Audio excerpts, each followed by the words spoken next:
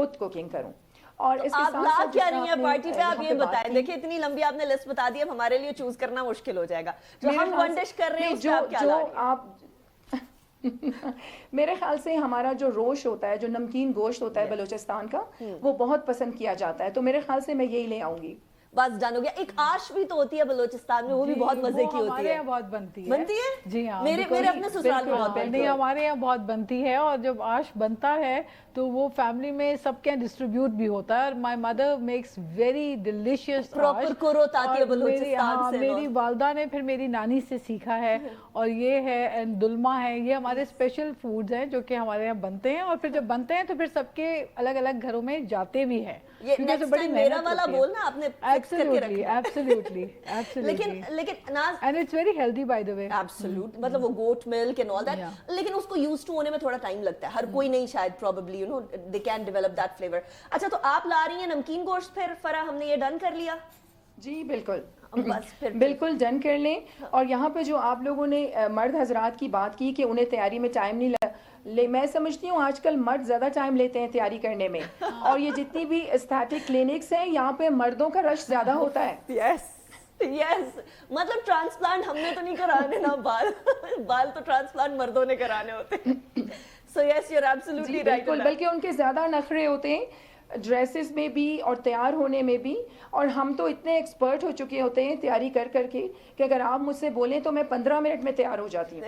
ये बात I have to agree with you Naaz. आपके घर के मर्द जो है वो ज्यादा टाइम लेते हैं या कम टाइम लेते हैं?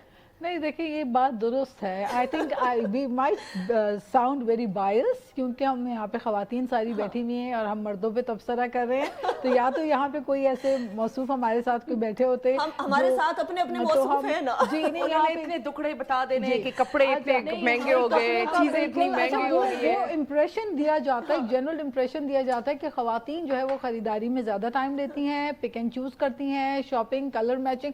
अब हमारे लवाजमात ज़्यादा होते हैं डेफिनेटली, और दर्जी भी बहुत, टेलर्स भी बड़ा तंग करते हैं, ये बात भी दुरुस्त है।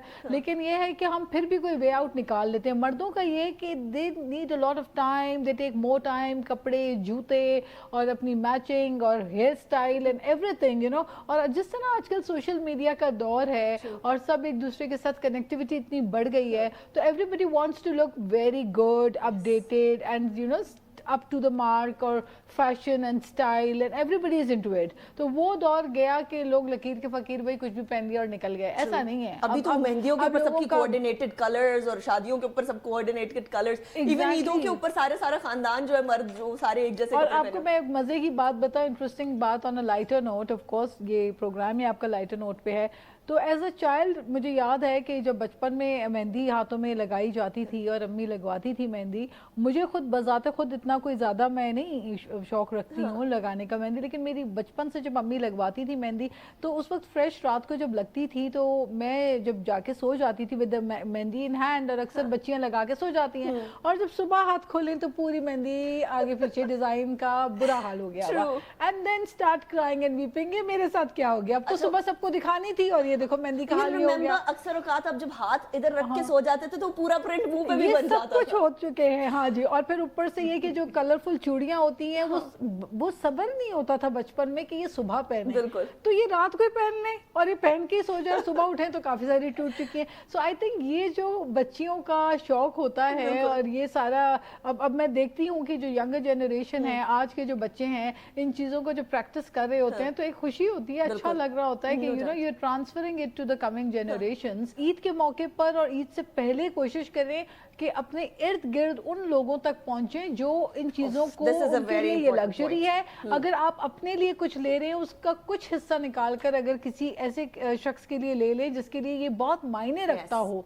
कहाँ आप हर महीने अपने वार्डरोब में कलेक्शन डाल रहे होते हैं, और किसी के साल में एक दफा कलेक्शन में अपना कंट्रीब्यूशन कर लें। क्योंकि सुबह के टाइम पर मशाल, जब मैं ईद की नमाज पढ़ के बाहर आई ना, तो जो वहाँ पुलिस वाले थे वो अपनी ईद की नमाज कुर्बान करके हमारी सिक्योरिटी पे लगे होते हैं। तो वो मुझे ये एहसास होता है, हर ईद पर ये होता है कि कितने सारे लोग हैं जो अनदेखी कुर्बानियां दे रहे हैं। بہت سارے فوجی ہیں ہمارے جوان ہیں جو اس ٹائم پہ بارڈرز پہ بیٹھے ہوئے ہیں, ہماری انٹیلیجنس کے لوگ ہیں جن کو کبھی وہ ریکگنیشن بھی نہیں ملتی ہے لیکن وہ بیٹھے ہوئے ہیں. اسی طریقے سے ہمارے بہت سارے علماء ہوں گے جو کہ اس ٹائم پر لوگوں کو جو ہے وہ تدریس کر رہے ہوں گے. اسی طریقے سے پولیس والے جو ہماری سیکیورٹی پہ لگے ہوئے ہیں.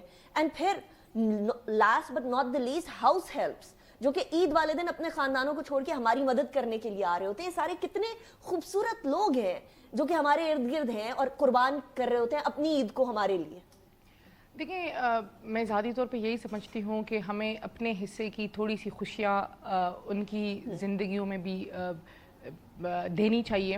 اپنے ارد گرد کے لوگ جو وہ خواتین مطلب میں یہ کہہ سکتی ہوں کہ جن کی بائی نہیں ہو یا جن کے فادر نہ ہو یا ڈیورسی ہو یا ہم سے کسی نہ کسی ناطے وہ جڑی ہوئی ہوں علاقے میں, تو میں ان سب کے لیے عیدی لے کے جاتی ہوں. مطلب چوڑیاں, مہندی, جو بیسک چیزیں ہوتی ہے تو وہ میں لے کے جاتی ہوں.